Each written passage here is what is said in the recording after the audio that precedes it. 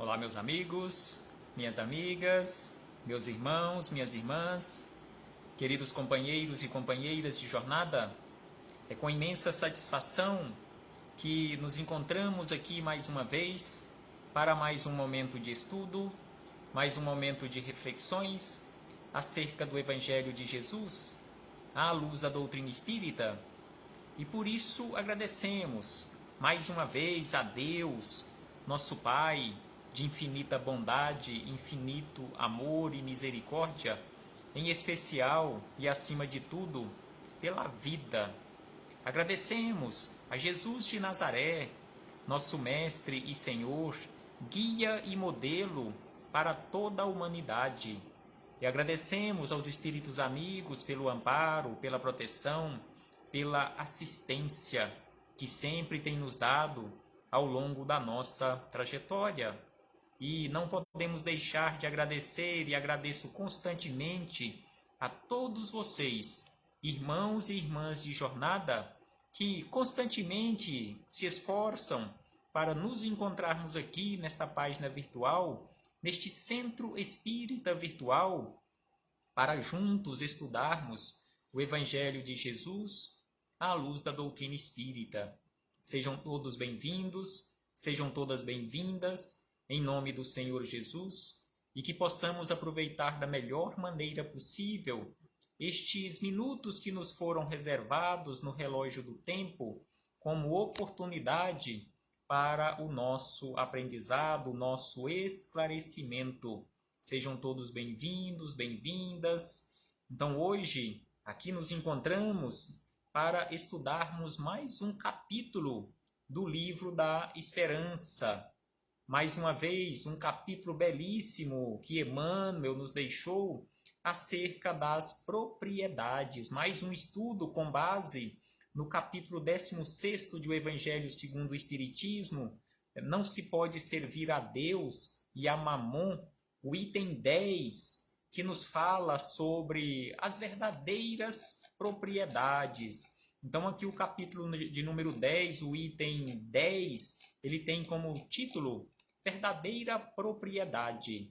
Mas antes de começarmos aqui estas reflexões com Emmanuel e Chico Xavier, com Jesus e Kardec, faremos mais uma vez leitura do livro Minutos de Sabedoria, de Carlos Torres Pastorino, onde aqui ele nos traz uma belíssima mensagem acerca da felicidade.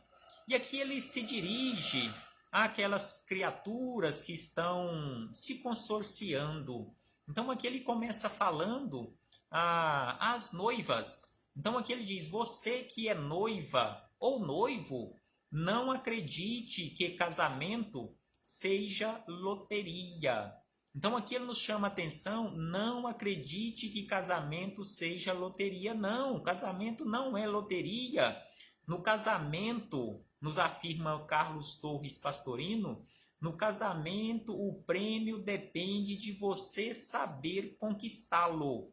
Então no casamento, o prêmio, conforme ele nos diz aqui, vai depender de você que está se consorciando, seja o noivo ou seja a noiva, saber conquistar este prêmio, entre aspas, este prêmio. Prepare-se para ser feliz e para fazer o outro também feliz, porque a nossa felicidade vai depender da felicidade do outro, porque ser feliz verdadeiramente, conforme nos mostra Jesus, conforme nos mostra a doutrina espírita, é fazer em primeiro lugar o outro feliz. Estude seu gênio. Você que está se consorciando, ou que venha se consorciar, ou que já está consorciado com alguém, nesta chamada sociedade que é o casamento, ele fala para estudar o seu gênio, não interferindo no pensamento e comportamento do outro ou da outra criatura. É preciso tratar o outro ou a outra com amor e com carinho e verificar que a sorte grande do casamento está em suas mãos. Ou seja, a nossa sorte, aquilo que nós classificamos como sendo sorte ou felicidade, está em nossas mãos, está em nossas escolhas. É uma conquista nossa. Nós é que temos que construir ou conquistar. E aí ele encerra dizendo: de você depende a sua felicidade. Em qualquer ponto, em qualquer circunstância da nossa caminhada, vai depender sempre de nós, não depende do outro, porque Deus, a sabedoria infinita, não iria colocar a sua felicidade, a minha felicidade, na dependência de outra pessoa, nas mãos de outra pessoa, em que a outra pessoa tivesse a responsabilidade de lhe fazer feliz. De forma alguma, Deus não fez isto, Deus não faria isto. E aí chegamos nas palavras de Emmanuel, neste capítulo 46, moeda e trabalho. Então aqui Emmanuel nos traz, nesta belíssima lição acerca da propriedade, as nossas verdadeiras propriedades, ele nos traz para início de reflexão palavras de Jesus. Anotação de Mateus, no capítulo 25, versículo 14, onde Jesus disse: porque isto é também como um homem que, partindo para fora da terra, chamou os seus servos e entregou-lhes os seus bens. Então assim se comporta Deus. Deus confia a cada um dos seus filhos, ou seja, a nós, os seus bens. Deus não administra os seus bens, que é tudo que existe no universo. Deus confia em seus filhos e entrega a seus filhos a administração. E aí Emmanuel buscou em o Evangelho segundo o Espiritismo, lá no capítulo 16º, como havíamos falado no início, no item 10, a seguinte frase: que os bens da terra pertencem a Deus, que os distribui a seu grado, não sendo o homem senão o usufrutuário. Então aqui ele já nos chama a atenção, nesta anotação, os espíritos amigos nos chamaram a atenção, que todos os bens, conforme já havíamos dito, todas as coisas que existem no universo são de propriedade, ou seja, pertencem verdadeiramente a Deus, que todos nós somos apenas e estamos apenas na condição de usufrutuários ou de administradores mais ou menos íntegros e inteligentes desses bens. Então estamos aqui nesta condição de administradores fiéis ou infiéis, conforme Jesus nos disse naquela parábola do administrador infiel.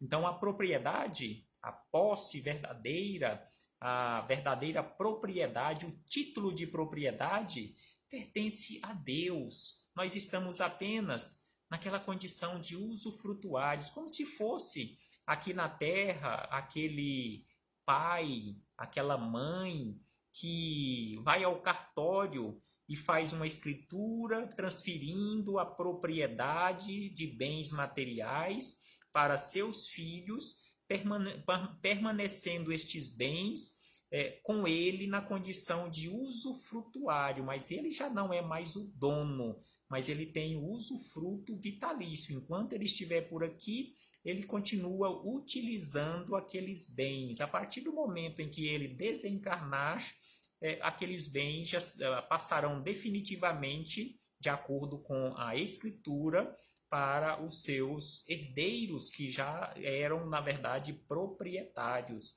Então, assim é Deus. Ele coloca como se fosse uma escritura em que ele é o verdadeiro proprietário e ele nos coloca na condição de usufrutuários. Enquanto estamos nesta caminhada, e essa caminhada nossa é eterna, então estaremos sempre na condição de usufrutuários, porque esta condição de usufrutuário não é apenas aqui na Terra, mas em todo e qualquer lugar do universo que venhamos habitar.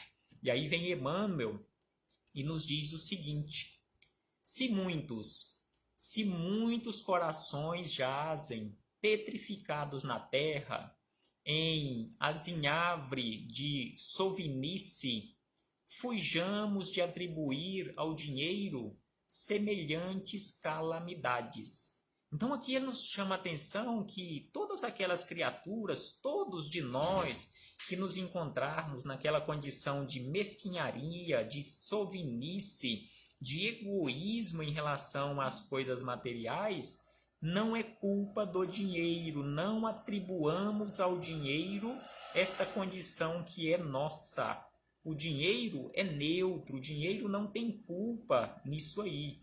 E aí ele diz na sequência, condenar a fortuna pelos desastres da mesquinharia seria o mesmo que espancar o automóvel pelos abusos do motorista. Então você que é motorista, sendo proprietário ou não de um veículo que você estava conduzindo, usando de forma incorreta e causando um acidente, ou seja, a culpa não foi do veículo, a culpa não será do veículo, mas de você na condição de condutor. Então é isto que Emmanuel nos fala aqui, ó, condenar a fortuna seria o mesmo que condenar o veículo, espancar o veículo pela má condução que você fez ou que você estava fazendo ou se comportando de forma incorreta no trânsito, usando o veículo como se fosse uma arma para praticar um crime. E aí ele nos diz na sequência, aí ele traz alguns exemplos para nós em relação ao uso das coisas que nós temos à nossa disposição e que nos auxiliam tanto na nossa caminhada. Aí ele começa nos dizendo que o fogo é companheiro do homem desde a aurora da razão. Então aqui ele nos diz que nós descobrimos e começamos a usar o fogo desde o início, desde a aurora da nossa razão, que segundo André Luiz já tem exatamente 40.000 anos que nós estamos já vivendo e vivenciando a chamada idade da razão. Então aqui Emmanuel nos fala que o fogo é nosso companheiro. E aí ele diz, e porque surjam de vez em vez incêndios arrasadores, ninguém reclamará do mundo o disparate de suprimi-lo. Ou seja, quem irá exigir do mundo, das autoridades humanas, a supressão do fogo, ou seja, desaparecer com o fogo da face da terra, só porque de vez em vez, conforme ele fala aqui, de vez em quando, acontecem desastres através de incêndios causados pelo fogo, que via de regra a culpa também é nossa. E aí ele diz na sequência acerca dos anestésicos. Ele nos diz o seguinte, que os anestésicos são preciosos auxiliares de socorro à saúde humana.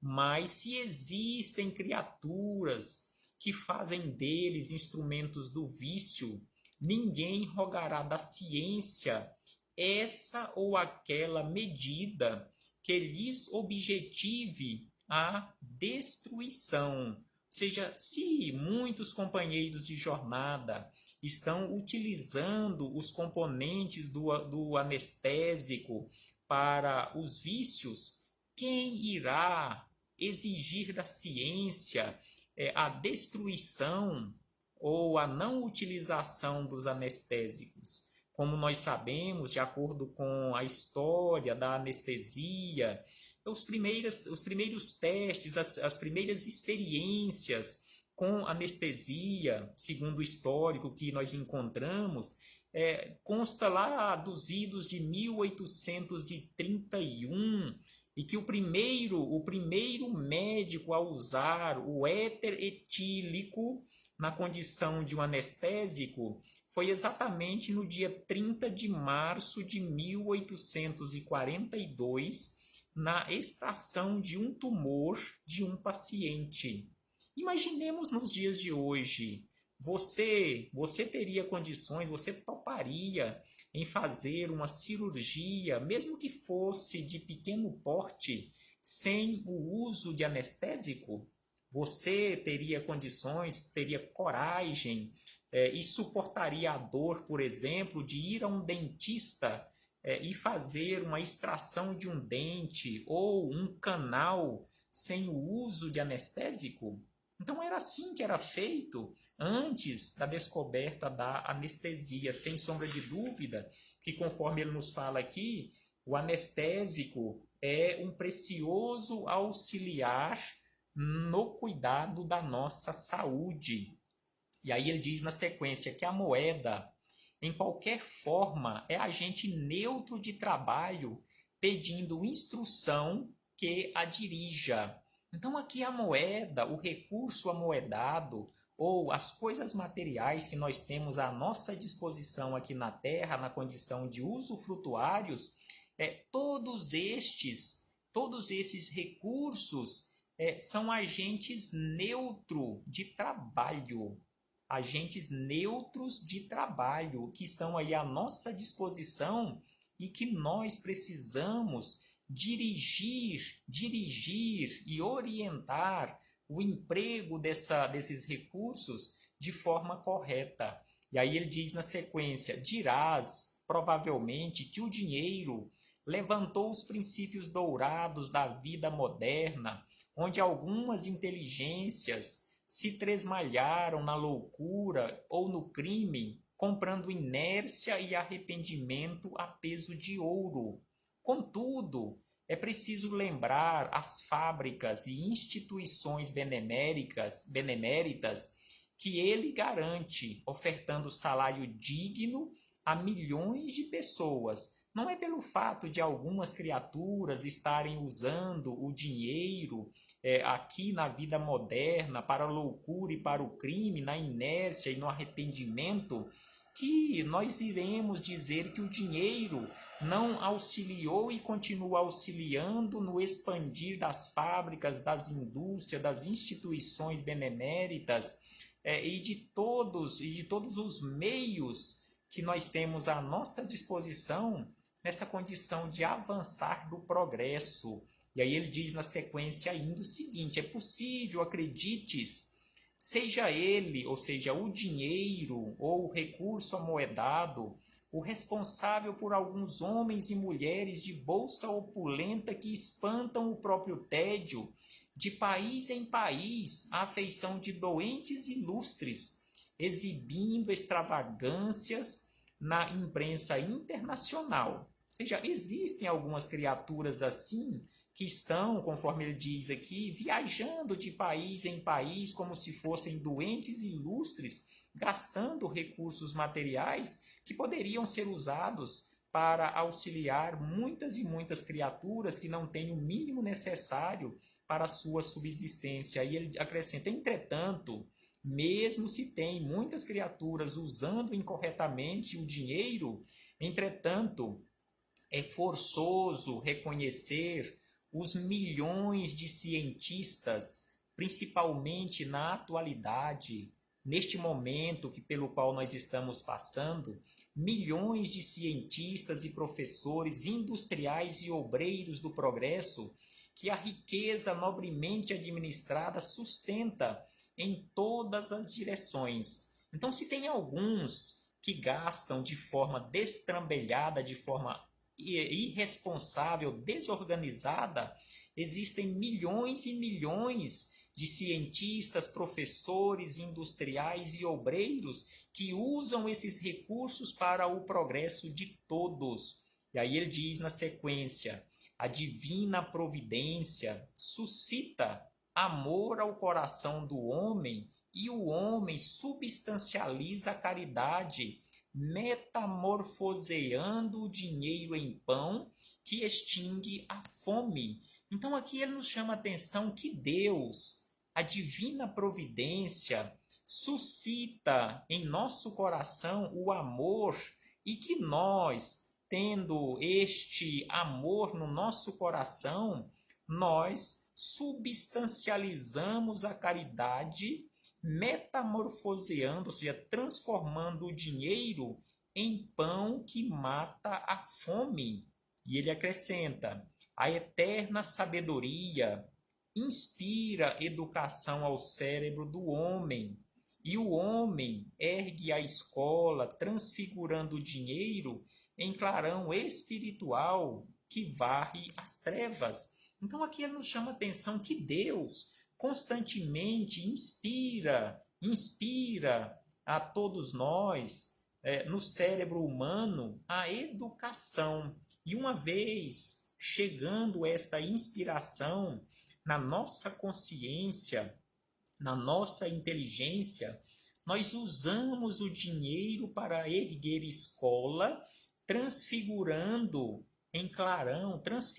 este dinheiro em clarão espiritual que varre as trevas, trazendo o conhecimento, trazendo o esclarecimento para milhares e milhões de criaturas. E ainda Emmanuel diz: não censures a moeda, que será sempre alimento de evolução. Então aqui ele nos chama a atenção que a moeda será sempre alimento de evolução. E aí ele nos chama a atenção da seguinte maneira: reflete nos benefícios que ela pode trazer. Então é preciso que reflitamos realmente em todos os benefícios que a moeda pode nos trazer e não censuremos a moeda. Se alguém precisa de censura, somos nós que não usamos corretamente o dinheiro e não o dinheiro que mereça censura da nossa parte. E aí Emmanuel encerra dizendo o seguinte: ainda assim, para que lhe apreendas todo o valor, se queres fazer o bem, não exijas, para isso, o dinheiro que permanece na contabilidade moral dos outros. Então, se você quer realmente fazer o bem, não fique se comportando como a maioria de nós, ou boa parte de nós ainda nos comportamos. Se eu tivesse o dinheiro que o fulano tem, eu iria fazer tanta caridade. Se eu ganhasse estes milhões na loteria, eu iria fazer muita caridade. Então é isto que ele está falando aqui. Se você realmente quer fazer o bem, não exijas para isso o dinheiro que está na contabilidade moral dos outros. Mobiliza. Se você realmente quer fazer o bem, tem boa vontade e quer arregaçar as mangas e fazer o bem, mobiliza os recursos que a infinita bondade te situa retamente nas mãos, independentemente do valor. Mas você tem algum recurso que a divina bondade te situou nas mãos e ainda hoje, em algum recanto de viela perdida, ao ofertares um caldo reconfortante às mães infortunadas que o mundo esqueceu, perceberás que o dinheiro convertido em cântico fraterno te fará ouvir a palavra de luz da própria gratidão em prece jubilosa. E aqui ele traz uma belíssima frase que, via de regra, nós ouvimos quando praticamos o bem, principalmente uma mãe infortunada, conforme ele diz aqui: Deus te ampare e abençoe. Então, assim, conforme ele nos diz, um prato de sopa, um prato de caldo reconfortante fará com que nós reconheçamos o valor do dinheiro bem direcionado e também ouviremos esse cântico de gratidão em nossos ouvidos. Deus te ampare e abençoe. Que possamos refletir sobre isto, meus irmãos e irmãs, e valorizarmos e direcionarmos corretamente os recursos materiais que estão provisoriamente sob a nossa administração. Paz aos nossos corações e muito obrigado. E até uma próxima oportunidade, se assim o Pai de infinita bondade, misericórdia e amor nos conceder. Até breve, meus irmãos e irmãs. Jesus conosco sempre.